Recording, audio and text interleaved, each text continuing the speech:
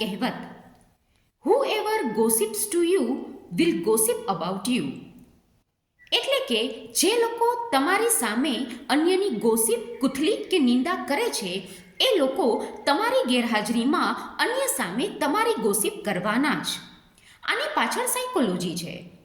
Research એવું કહે છે કે જે લોકો ભાવનાત્મક રીતે અપરિપક્વ છે, કે જેમનામાં આત્મસન્માન અને આત્મવિશ્વાસની ગંભીર ઉણપ છે, એ લોકો પોતાની જાતને ટેમ્પરરી સુપિરિયર કે પાવરફુલ ફીલ કરવા માટે ગોસિપનો સહારો લે છે.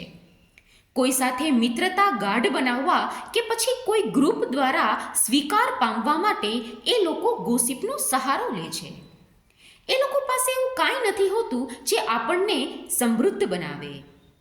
ગોસિપ કરવાથી શરૂઆતમાં તો સારું ફીલ થાય છે, પણ પછી ધીમે ધીમે આપણે જ આપણી જાતનું અવમૂલ્યન કરતા થઈએ છીએ. આપણે જ આપણી નજરમાં આપણું સ્વમાન ગુમાવતા થઈ જઈએ છીએ.